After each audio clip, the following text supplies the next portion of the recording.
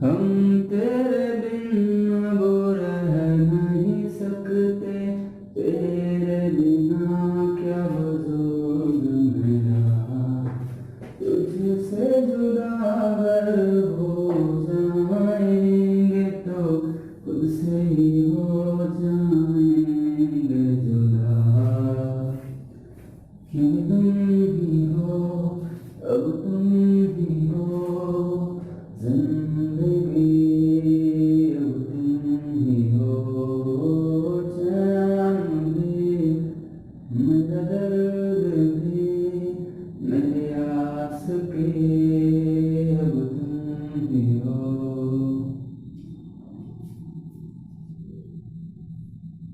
बच्चों, हम लोग पिछले लेक्चर में मोल कंसेप्ट के बारे में क्वेश्चन कुछ किए थे, ठीक है। आज हम लोग उसी में एनालिसिस ऑफ मिक्सचर करेंगे कि अगर हमारे पास कोई मिक्सचर आ जाए, अगर हमारे पास कोई मिक्सचर आ जाए तो उसमें क्या क्या सवाल पूछे जा सकते हैं, ठीक है बच्चों। तो ये जो मिक्सचर है वो हम अभी ऐसा मान के चल रहे हैं कि ये गैसियस मिक्सचर है। कैसा मिक्सचर है बच्चों? गैसियस मिक्सचर है। तो हम लोग गैसियस मिक्सचर के लिए एक अलग से मॉलिक्यूलर फॉर्मूला निकाल रहे बच्चों। ऐसे आप किसी भी मिक्सचर के लिए ऐसा काम कर सकते हैं। तो हम लोग का जो टॉपिक होगा बच्चों आज वो क्या है? Analysis of mixture. और ये बहुत ही इंपॉर्टेंट है बच्चों, इससे बहुत तरीके के सवाल आते हैं। आप लोग थोड़ा ध्यान से इसको देखें, सारी बातें आपको समझ में आएंगी। अब जैसे देखिए, हमें क्या करना होगा? एक मिक्सचर लेना बच्चों। तो हम क्या करते हैं, मान लेते हैं ऐसा, आप एज्यूम करें कि हमारे पास सब्सटेंस ए है, सब्सटेंस बी है, कोई भी हो सकता है, ये CO2 हो सकता है, N2O हो सकता है, कोई भी गैसेस मिक्सचर हम लोग अभी मान रहे हैं। ये मान ली दो सब्सटेंस है, 3 भी हो सकते हैं, 4 भी हो सकते हैं, लेकिन हम जितना भी आपको थ्योरी समझा रहे हैं बच्चों, वो कितने सब्सटेंस के लिए समझाएंगे? आपको 2 सब्सटेंस के लिए समझा रहे हैं, ठीक। अब सोचिए कि अगर आप इस कंटेनर के अंदर कोई सब्सटेंस रखें, इसका मतलब इसका कुछ मास भी रखे होंगे या कुछ मोल रखे होंगे। तो हम बच्चों ये मान लेते हैं कि इसका मोल कितना है? N1। इसका मोल कितना हुआ बच्चों? N2। अब सोचिए कि अगर ये N1 और N2 मोल हो गया तो सब्सटेंस ए का अपना कुछ मॉलिक्यूलर मास भी रहा होगा। तो आप उसको मान ले M1, सब्सटेंस ए का जो मॉलिक्यूलर मास है वो क्या मान ले बच्चों? M1। और ये क्या हो जाएगा? M2। तो ये हमारे पास इतना सारा सब्सटेंस का इंफॉर्मेशन है। तो हम यहाँ पे ये लिख दे रहे हैं बच्चों, N1 जो है वो है, हमें पता है, mole of substance A, mole of substance A. N2 क्या होगा बच्चों? ये हो जाएगा मोल ऑफ सब्सटेंस बी, ठीक है। सिमिलरली अगर हम M1 की बात करें, M1 क्या है? तो ये है मॉलिक्यूलर मास। ये क्या बच्चों? Molecular mass of substance A. M2 क्या है यहाँ पे बच्चों? ये सारी चीजें हम लोग अभी एजम्पशन ले हैं, एज्यूम करके चल रहे हैं। अब क्या चीजें दिए हैं क्या नहीं दिए हैं वो क्वेश्चन के ऊपर डिपेंड करता है। Molecular mass of substance B, इतना तो आपको पता चल गया, ठीक है। अब सोचे इतना सारा अगर इंफॉर्मेशन आपको दिया गया फिलहाल, तो आपसे क्या क्या सवाल पूछे जा सकते हैं यहाँ पे।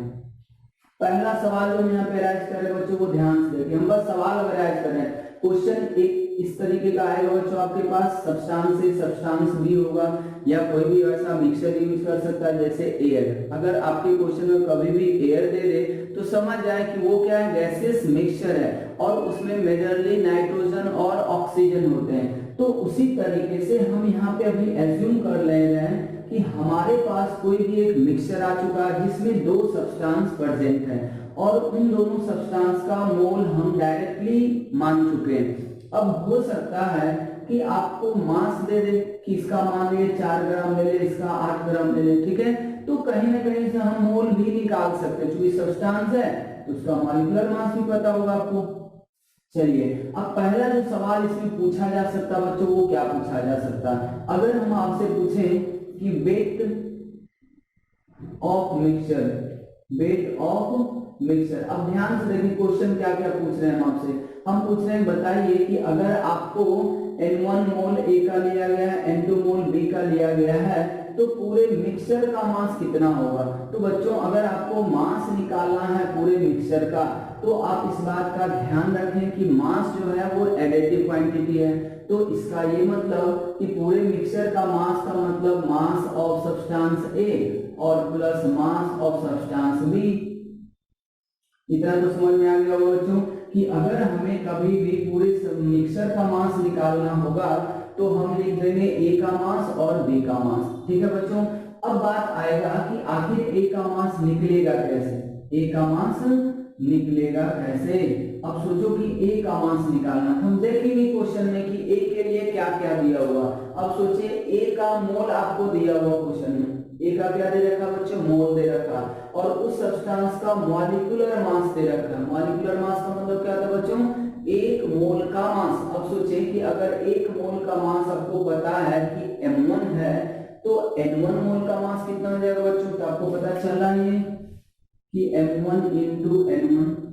नहीं पता चल रहा, ये वाला फॉर्मूला लगा दो, मोल बराबर हम लोग क्या जानते थे, mass divided by molecular mass, ये तो था फॉर्मूला।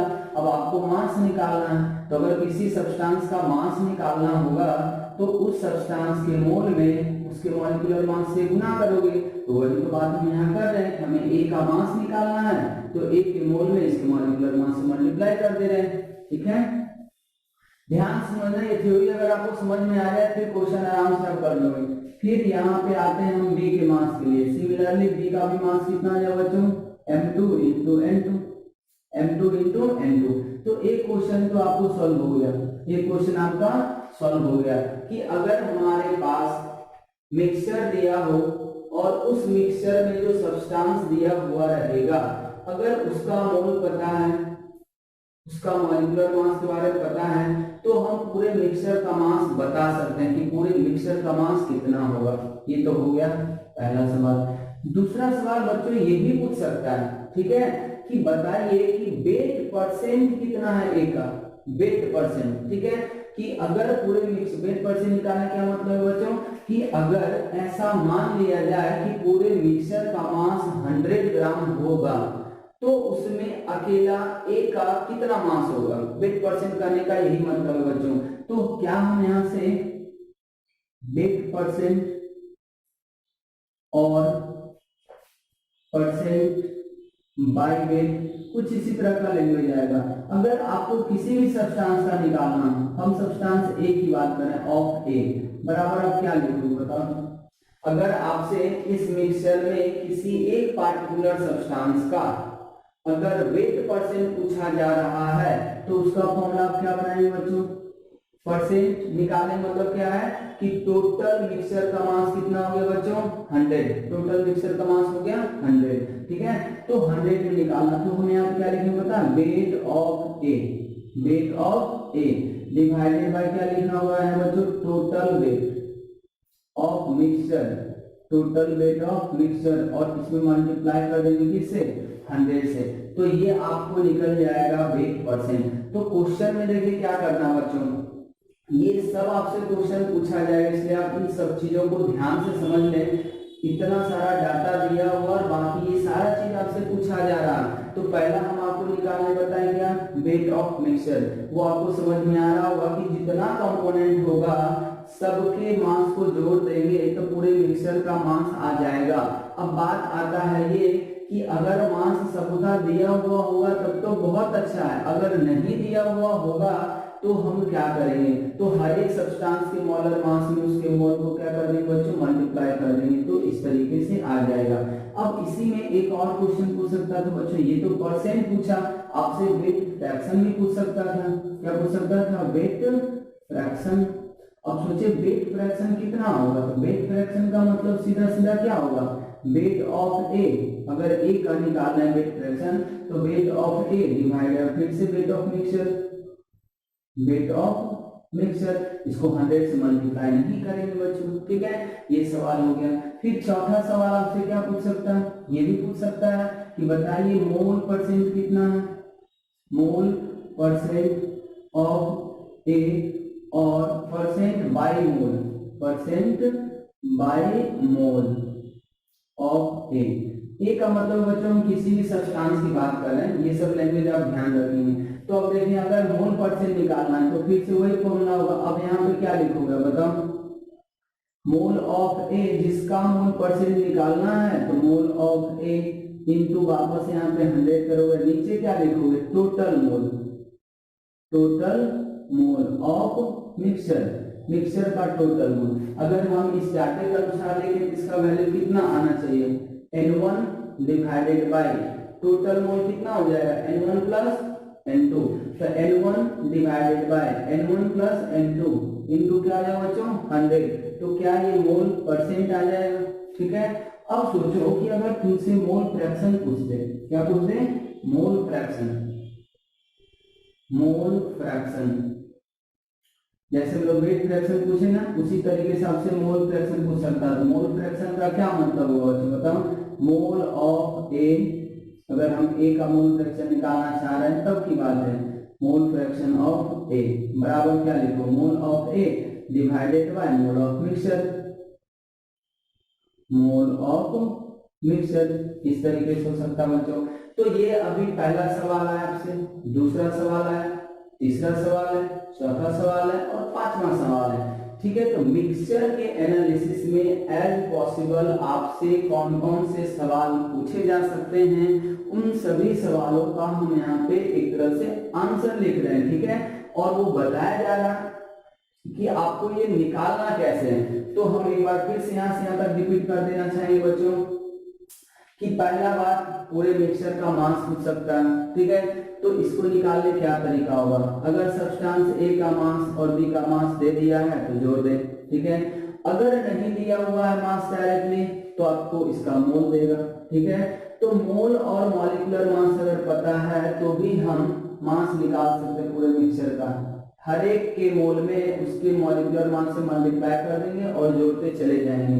फिर से वेट परसेंट आएगा, तो जिस सब्सटेंस का आपको वेट परसेंट निकालना है, इस तरीके से याद रखें कि जिस सब्सटेंस का आपको वेट परसेंट निकालना है उसका वेट आप ऊपर लेंगे, पूरे मिक्सचर का वेट नीचे लेंगे, इंटू 100 कर देंगे। फिर अगर वेट फ्रैक्शन निकालना है तो जो 100 किए थे बस उसको हटा देना, तो वेट जिसका निकालना है फ्रैक्शन वो डिवाइडेड बाय टोटल, और जो काम आप मास में किए हैं वही काम आप किस में कर रहे हैं, मोल में कर रहे हैं बच्चों, ठीक है। ये तो यहाँ तक हो गया। अब एक 6 नंबर का जो क्वेश्चन पूछेगा ये थोड़ा ज्यादा इंपॉर्टेंट है, ये वाला जो पॉइंट है बच्चों वो ज्यादा इंपॉर्टेंट है। अब इसमें क्या होता है, इसमें आपसे क्या पूछेगा, इसमें पूछेगा मॉलिक्यूलर मास, क्या आपसे पूछेगा बच्चों, मॉलिक्यूलर मास किसका, पूरे मिक्सचर का। अब देखें यहाँ पे मान लीजिए कि ये गैस ए था, ये गैस बी था, तो गैस ए का इंडिविजुअल मॉलिक्यूलर मास आपको पता है, गैस बी का इंडिविजुअल मोलर मास आपको पता है।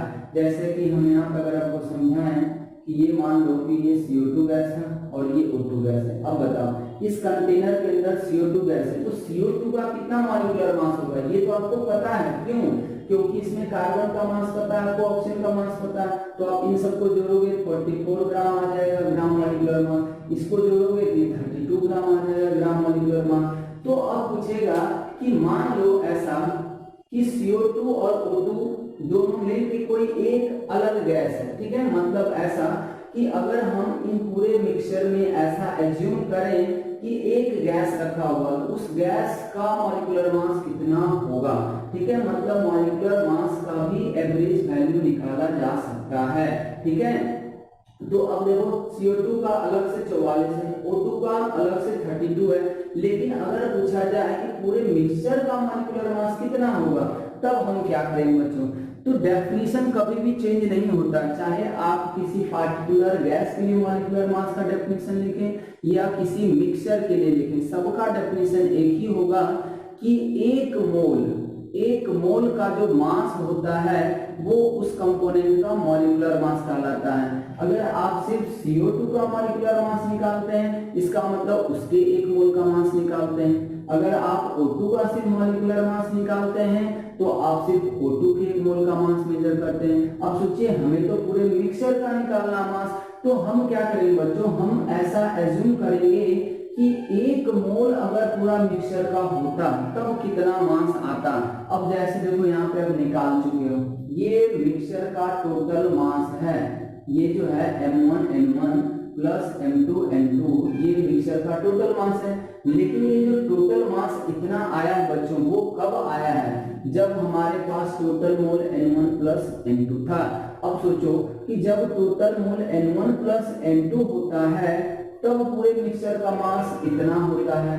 तो अगर 1 मोल हो जाए तो इतना divided by N1 plus N2 हो जाएगा, इसका मतलब वही कहलाएगा मॉलिक्यूलर मास ऑफ मिक्सचर। तो बच्चों हम ये जो 6 पॉइंट लिख रहे हैं, तो इसमें जो टर्म आएगा 6 में, ठीक है, उसी का ये 6 है।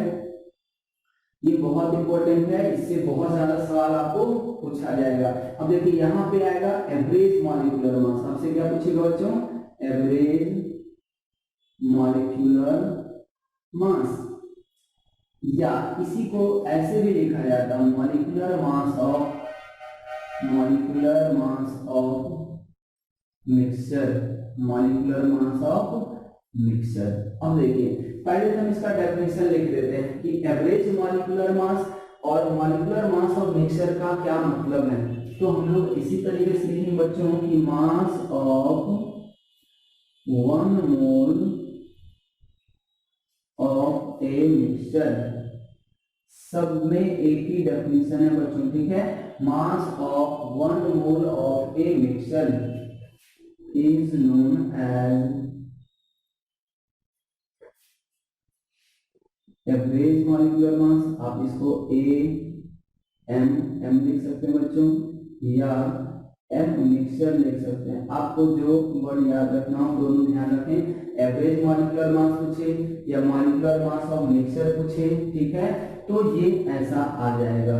और ये जनरली हम लोग गैसियस मिक्सचर में करते हैं। ये किसके लिए काम करते हैं बच्चों, गैसियस मिक्सचर के लिए। ये सब काम तो आप किसी के लिए भी कर सकते हैं, लेकिन ये जो फॉर्मूला होता है जनरली गैसियस मिक्सचर में यूज किया जाता है। ऐसे में निकालने को दूसरे के लिए भी निकाल सकते हैं। अब जैसे देखिए यहाँ पे एम मिक्सचर निकालना है, ठीक है। अब हम कैसे लिखेंगे, हम यहाँ से बच्चों आपको समझाना है, लेकिन ध्यान से यहाँ पे देखिए आपसे क्या पूछा गया कि अगर इस पूरे मिक्सचर का मॉलिक्यूलर मास निकालना, दोनों फर्क है, मास और मॉलिक्यूलर मास में फर्क है। मास का मतलब होता है बच्चों टोटल मास, ठीक है, चाहे वो कितने मोल ए के कारण हो, कितने मोल बी के कारण हो। लेकिन मॉलिक्यूलर मास का मतलब है कि जब पूरे मिक्सचर का 1 मोल होगा तो 1 मोल के लिए कितना मास होगा। जैसे देखो अगर हम बोलते हैं कि ए और बी का मिला के अगर 10 मोल है, ए और बी दोनों को मिला के यहाँ पे कितना मोल गैस हो गया, 10 मोल है। जब हम लोग ए और बी का 10 मोल मतलब दोनों मिला के 10 मोल रखते हैं, इसका मास कितना बच्चों, 200 ग्राम है, ठीक है। जब पूरे मिक्सचर का मास 200 ग्राम होता है तब उसका टोटल मोल कितना है, 10 मोल है। या आप ऐसे कहें कि जब पूरे मिक्सचर का 10 मोल लेते हैं तब उसका मास 200 ग्राम आता है। तो ये जो 200 ग्राम होगा ना बच्चों, वो इसका मास कहलाएगा, मॉलिक्यूलर मास नहीं कहलाएगा। मॉलिक्यूलर मास का मतलब तो ये है कि अगर पूरे मिक्सचर का 1 मोल लेंगे तब कितना ग्राम आएगा।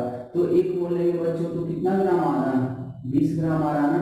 इसका मतलब कि उस समय मिक्सचर का मॉलिक्यूलर मास 20 हो जाएगा। समझ में बात आ गया।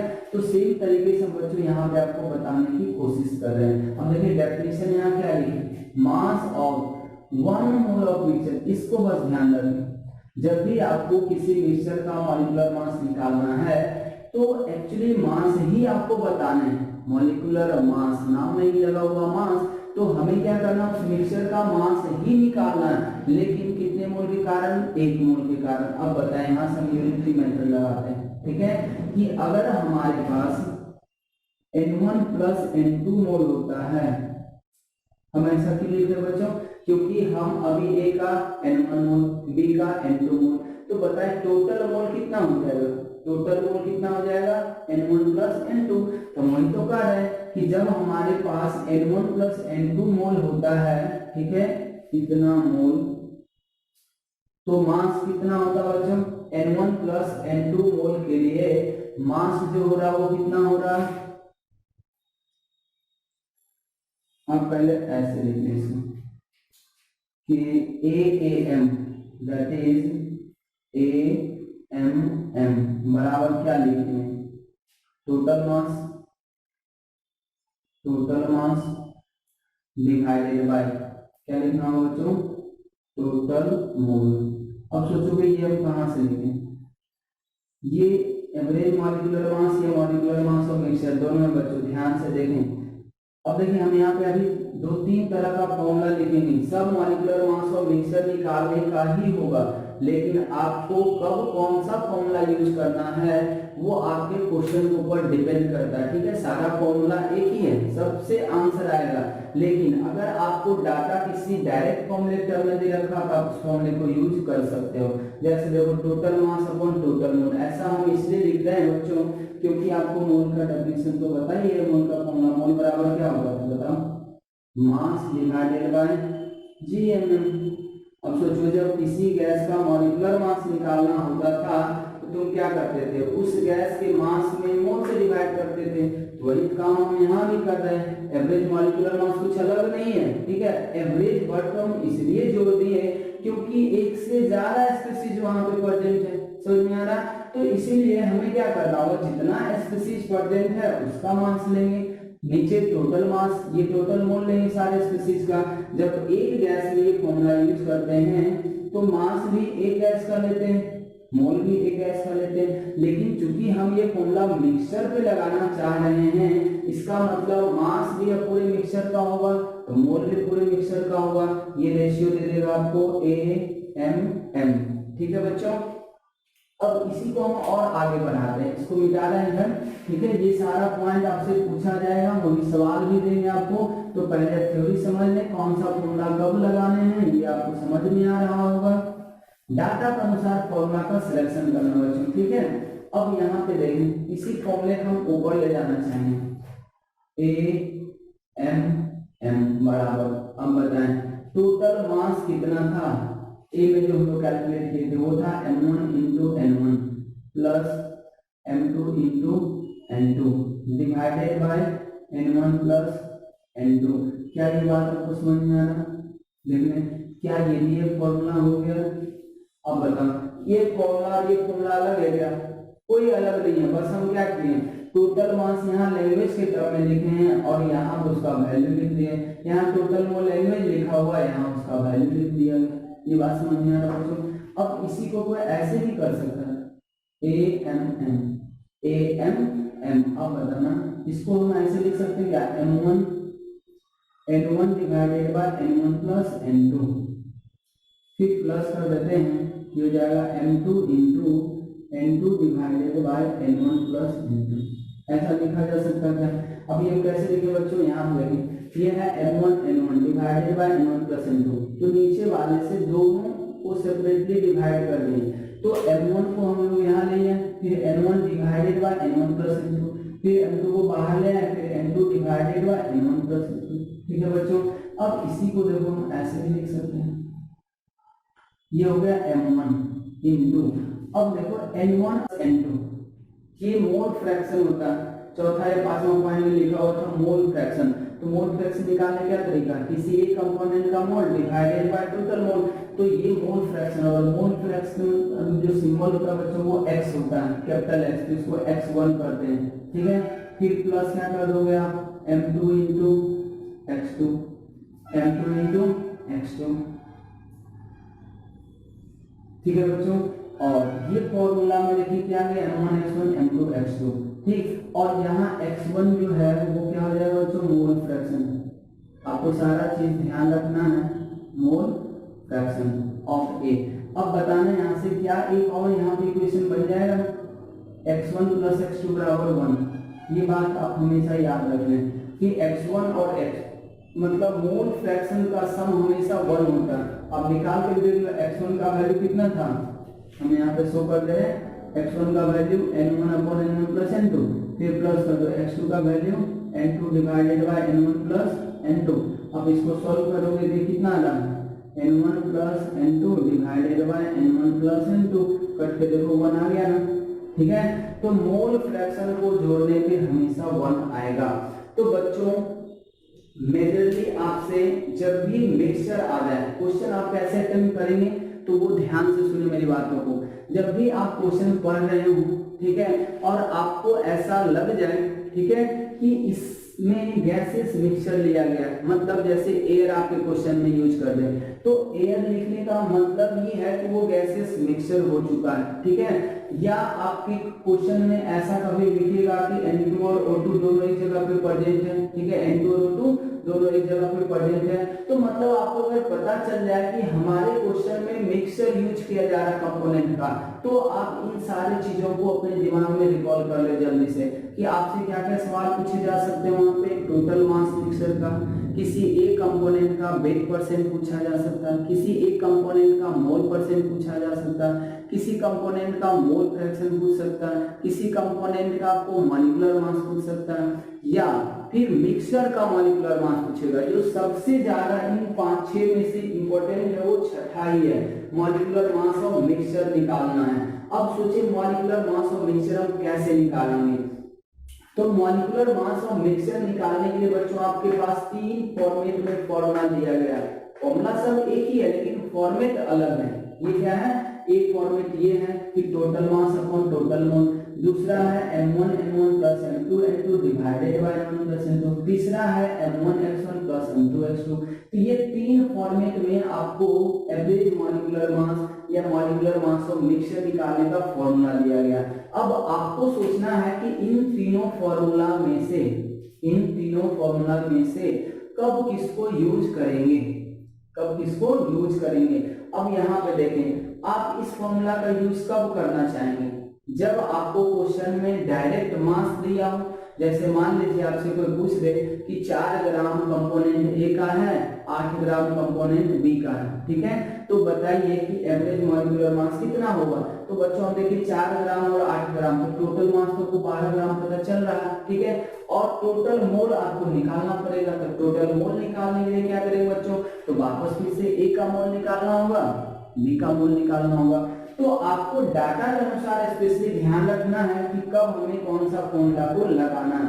आप ये भी फॉर्मूला यूज करेंगे, ये भी करेंगे, ये भी करेंगे, तीनों यूज करेंगे तो बन जाएगा सवाल, ठीक है। लेकिन थोड़ा बहुत आपको कन्वर्जन करना पड़ेगा। कन्वर्जन करने का मतलब ये है कि मान लिया आपको टोटल मोल डायरेक्ट नहीं दे रखा है, तो आप क्या करेंगे, पहले वो चीज निकालेंगे। तो फॉर्मूला याद रखें पहले, ठीक है, फॉर्मूला याद रखें, उस फॉर्मूले में यूज होने वाले टर्म को याद रखें। उसके बाद जब क्वेश्चन आएगा तब आपको पता चल जाएगा कि क्या चीज डायरेक्ट दे रखा है और क्या चीज डायरेक्ट नहीं दिया हुआ। जो चीज आपको डायरेक्ट नहीं दिया हुआ है उसको निकालने के लिए कुछ ना कुछ वो तरीका जरूर देगा। तो आपको याद हो गया होगा कि इस फॉर्मूले में m1 क्या बच्चों, तो किसी एक कंपोनेंट का मॉलिक्यूलर मास है, और N1 क्या है, उसी कंपोनेंट का मोल है कि कितना मोल वो प्रेजेंट है कंटेनर के अंदर। सिमिलरली M2 क्या होगा बच्चों, तो दूसरे कंपोनेंट का मोल, ये मॉलिक्यूलर मास होगा, और N2 जो है बच्चों वो क्या हो जाएगा आपका, दूसरे कंपोनेंट का मोल हो जाएगा। सिमिलरली अगर हम यहाँ पे हैं तो ये x1 क्या है, मोल फ्रैक्शन है, m1 क्या है, मॉलिक्यूलर मास है। अब इसके बारे में आप थोड़ा सा ध्यान से सुने। अगर आपको कभी भी, इस इक्वेशन का इंपॉर्टेंस क्या बच्चों में बता रहा हूं आपको, अगर कभी भी आपको 2 अननोन दे दे, जैसे मान लीजिए आपसे n1 और n2 पूछ दे, क्या पूछ दे, n1 और n2 पूछ दे, ठीक है, तो n1 और n2 यहाँ पे देख रहे हैं आपको a m m भी दिया हुआ है, m1 m2 भी पता है आपको। तो अगर आप इस इक्वेशन को लगाओगे तो आप n1 और n2 में एक इक्वेशन बना पाएंगे, n1 और n2 में एक इक्वेशन बना पाएंगे। और इसको अगर यूज करते हैं बच्चों तो ये देखने से लग रहा है x1 x2 और x1 x2, तो n1 और n2 के टर्म में हमारे पास एक ही इक्वेशन होता है, मतलब एक इक्वेशन से 2 अननोन निकालना पड़ेगा। जबकि अगर हम इसको यूज करते हैं इस फॉर्मेट को, तो हमारे पास ऑलरेडी 2 इक्वेशन x1 x2 में है, तो हम x1 x2 यहाँ से आराम से निकाल सकते हैं, ठीक है बच्चों। तो अब थोड़ा सा ध्यान से देखिए, इसको हम थोड़ा सा और आगे बढ़ाएंगे। अब लास्ट जो एनालिसिस होगा बच्चों इसका, वो एनालिसिस क्या है वो ध्यान से देखें। छठा तक तो आपको समझ में आ चुका है, 6 तक आपको समझ में आ चुका है, ठीक है, मॉलिक्यूलर मास ऑफ मिक्सचर तक। अब देखिए यहाँ से हम लोग क्या करेंगे, सातवां आपसे क्या पूछ सकता है बच्चों, मोल परसेंट। क्या पूछ सकता है आपसे, मोल परसेंट। अब सोचेंगे मोल परसेंट तो हम पहले ही निकाल चुके हैं, mole upon total mole into 100। ठीक है बच्चों, तो वो तो ठीक है, वो तो आप तब निकाल लोगे जब आपको क्वेश्चन में मोल डायरेक्ट दिया होगा। इससे भी बच्चों हम लोग क्या कर सकते हैं, मोल परसेंट निकाल सकते हैं। ठीक है, अब देखें, इसको मिटा दें या आप इसी को आगे बढ़ा दें थोड़ा, इसी को इसके नीचे आगे लिखें ऑल्सो करके। ठीक है, अब देखिए यहाँ पे क्या था, x1 प्लस x2 बराबर कितना हो गया बच्चों, 1। ठीक है, अब बताओ x1 बराबर कितना हो जाएगा, या हाँ x1 बराबर 1 माइनस x2 लिख सकते हैं क्या। तो इसी में आप रख दो AMM, ये हो जाएगा बच्चों m1 इंटू x1 तो रहेगा प्लस m2, x2 की जगह पे क्या रखो बच्चों, 1 माइनस x2, तो x2 निकाल लेते हैं, x2 की जगह पे क्या रख देंगे बच्चों, 1 माइनस x1, 1 माइनस x1। अब इसको थोड़ा सा और आगे ले जाएंगे हम लोग, AMM। अब देखिए यहाँ पे क्या हो जाएगा, ये हो जाएगा m1 into x1 plus m2 minus m2 into x1। ठीक है, यहाँ से अगर हम x1 निकाले बच्चों तो ये आ जाएगा AMM माइनस, इसको m2 कर दें यहाँ पे, बराबर आएगा m1 इंटू x1 और माइनस m2 इंटू x1। अब यहाँ से अगर आप देखें तो x1 आपको मिल जाएगा, x1 कितना हो जाएगा बच्चों, तो AMM minus m2 divided by, ये आएगा आपको m1 माइनस m2। क्या आ जाएगा ये, m1 माइनस m2, ये आपका आ गया x1। अब बताएं x1 क्या था, मोल फ्रैक्शन था बच्चों। ठीक है, तो ये आ गया हमारा mole fraction, that is mole fraction. Mole fraction बराबर क्या हो गया बच्चों, AMM minus m2 divided by m1 minus m2। अब इसका मॉड लगा दें, आप इसका अगर मॉड लगा देंगे ना तो किसी के लिए भी आ जाएगा ये। हम देखिए ये जो आ गया ये मोल फ्रैक्शन आ गया। ठीक है, तो अगर आपसे मोल परसेंट पूछता है, ठीक है, परसेंट बाय मोल, तो ये कितना हो जाएगा बच्चों, आप मोल फ्रैक्शन जो निकाल रहे हैं उसको 100 से मल्टीप्लाई करते हैं, परसेंट बाय मोल कितना हो जाएगा, AMM minus m2 divided by m1 minus m2 into क्या आ जाएगा बच्चों, 100 इंटू क्या आ जाएगा 100। ये फॉर्मूला भी बच्चों बहुत इंपॉर्टेंट है, ये एक तरह से शॉर्टकट फॉर्मूला बन गया है मोल परसेंट निकालने का। अब हम आपको थोड़ा समझाते हैं, मोल परसेंट पहले भी लिखे थे और ये भी लिखे, दोनों में फर्क क्या है। ठीक है, तो दोनों में बच्चों फर्क यही है हमारे लिए, ठीक है, कि इन दोनों में फर्क ये है कि आप जो मोल परसेंट यहाँ से निकालते हो वो आप तब निकालोगे ना जब आपको n1 n2 पता हो, तब इंटू 100 कर दोगे तो मोल परसेंट निकल जाएगा बच्चों। लेकिन अगर मान लिया जाए n1 n2 हमें पता ही नहीं है मिक्सर का, n1 n2 पता ही नहीं है मिक्सर का, तब आप कैसे निकालेंगे मोल परसेंट, तो आप देखें यहाँ से निकल रहा है। इसमें कैसे याद रखना बच्चों, ये ध्यान रखें। ठीक है, ये बहुत इंपॉर्टेंट है, मिक्सचर में मोल परसेंट, परसेंट बाय बेस दोनों पूछेगा। तो जो हम ऊपर लिखे बच्चों वो आप तब कर पाएंगे जब आपको इंडिविजुअल कंपोनेंट का मोल पता हो, इंडिविजुअल कंपोनेंट का मास पता हो।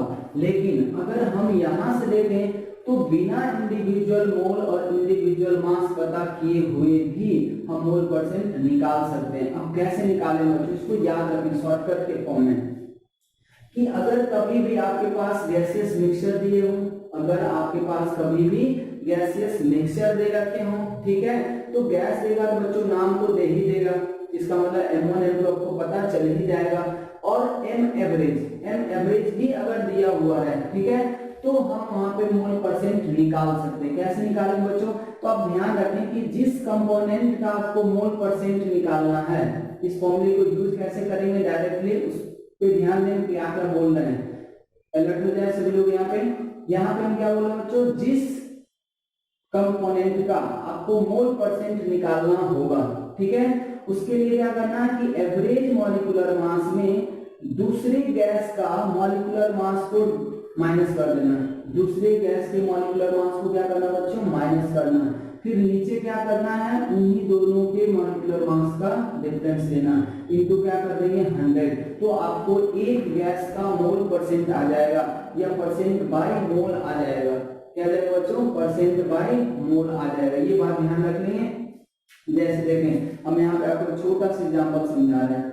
जैसे मान लीजिए कि यहाँ पे CO2 गैस है और ये O2 गैस है, इसका दे दिया बच्चों, इसका मॉलिक्यूलर मास पता ही है, ठीक है, और AMM का वैल्यू दे रखा है, AMM का वैल्यू दे रखा है कितना बच्चों 80, ये 28, ठीक है।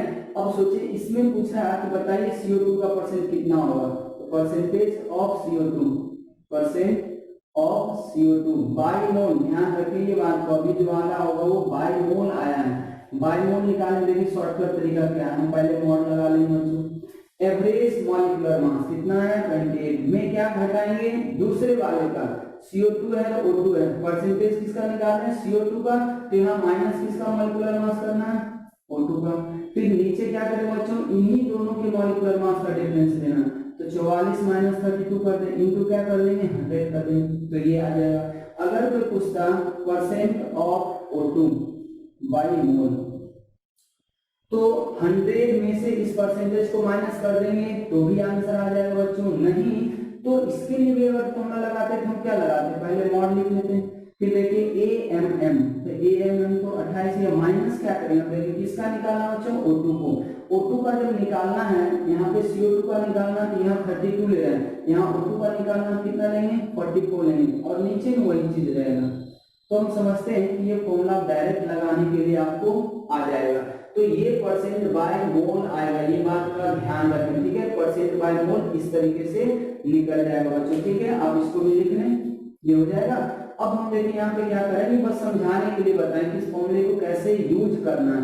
अब इसी में एक और क्वेश्चन पूछेगा वापस, अगर बाय मोल पूछा है तो बाय मास भी पूछेगा, तो परसेंट बाय मास कितना आएगा, percent by mass, percent by mass.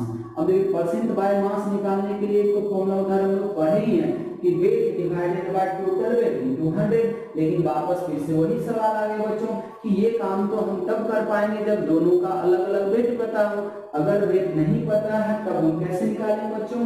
तो आप इस फॉर्मूले से पहले परसेंटेज बाय मोल निकालें, तो ये हो जाएगा percent by mole into percent by मोल, आपको इस फॉर्मूले से पता चल जाएगा, तो परसेंट बाय मोल इनटू, अब क्या करना है यहाँ पे लेना मॉलिक्यूलर मास, मॉलिक्यूलर वेट, ठीक है, डिवाइडेड बाय क्या कर देंगे फिर से AMM, बस आगे परसेंट बाय मास आ जाएगा बच्चों, क्या जाएगा ये परसेंट बाय मास आ जाएगा। ये दोनों फॉर्मूला मिक्सचर के लिए बहुत इंपॉर्टेंट है बच्चों। तो 6 नंबर का जो एनालिसिस है वो सबसे ज्यादा इंपॉर्टेंट है, ठीक है।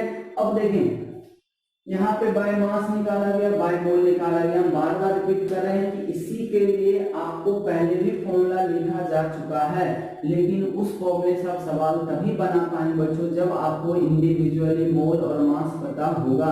लेकिन अगर बाय मोल और बाय मास निकालना हो तो हम बिना इंडिविजुअल कंपोनेंट के मोल और बिना मास निकाले भी बता सकते हैं, बस हमें 3 चीज पता हो जाना चाहिए कि उस पूरे मिक्सचर का मॉलिक्यूलर मास कितना है, हर एक गैस का मॉलिक्यूलर मास कितना है, समझ में आ रहा है बच्चों।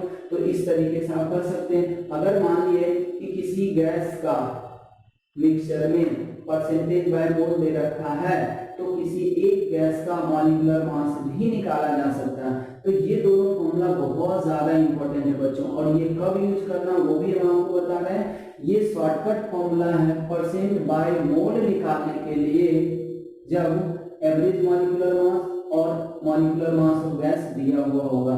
तो हम बच्चों यहाँ पे ये दोनों लिख देते रहे, नोट बना कर आप इसको याद कर लेंगे, ये बहुत इंपॉर्टेंट है कि अबव फॉर्मूला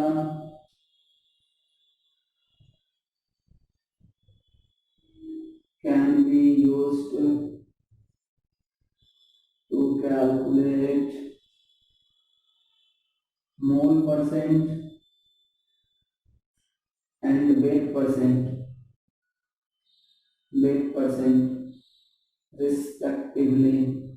respectively मतलब ये 1 और 2 की बात कर रहा हूँ बच्चों। when AMM मतलब average molecular mass, molecular mass of both component are known। ये बच्चों बहुत इंपॉर्टेंट चीज है, ठीक है। आप देखेंगे अगर ये आपको समझ में आ गया हो या आप इसको याद रख लेते हैं तो आपको पता चलेगा कि हम सवाल को बहुत जल्दी से बना लेंगे, ठीक है बच्चों। तो यहाँ पे हमारा 6 का जो एनालिसिस था, एवरेज मॉलिक्यूलर मास को निकालना, फिर उसी से percentage by mole, percentage by mass निकालना मिक्सचर का, ये बहुत ज्यादा यूजफुल होने वाला है।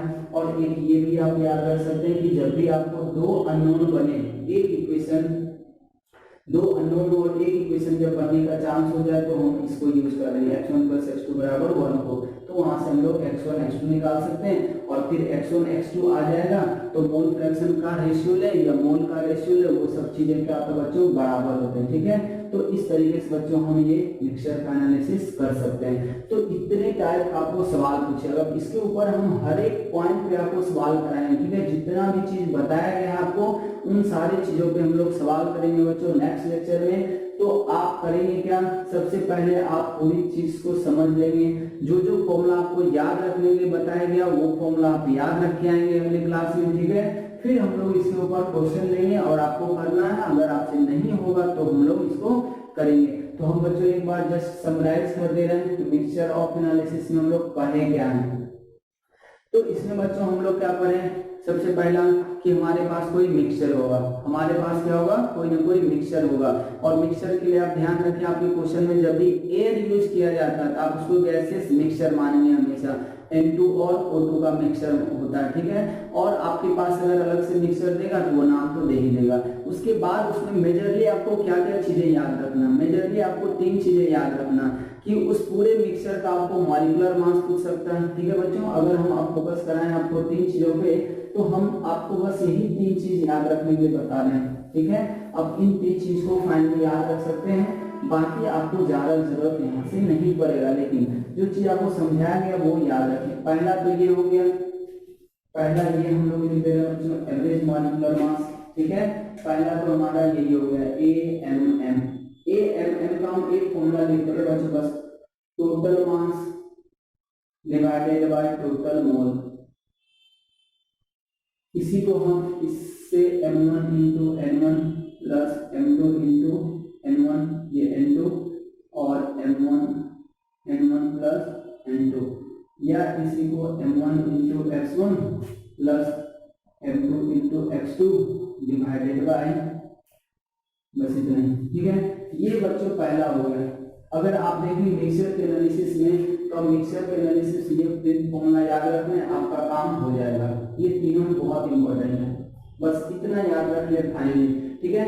एनालिसिस ऑफ मिक्सचर में आप ये 3 फॉर्मूला याद रख लेंगे तो आपका सवाल सारा बन जाएगा एनालिसिस ऑफ मिक्सचर का। पहला AMM निकालना, AMM निकालेंगे बच्चों या तो ऐसा या तो ऐसा या तो ऐसा, वो डिपेंड करता है आपके पास डाटा कैसा दिया हुआ, तीनों फॉर्मूला यूज कर लें। जब AMM निकल जाएगा तो उस मिक्सचर में प्रेजेंट किसी भी एक गैस का आपसे बाय मोल परसेंटेज पूछा जा सकता है या बाय मास परसेंटेज पूछा जा सकता है।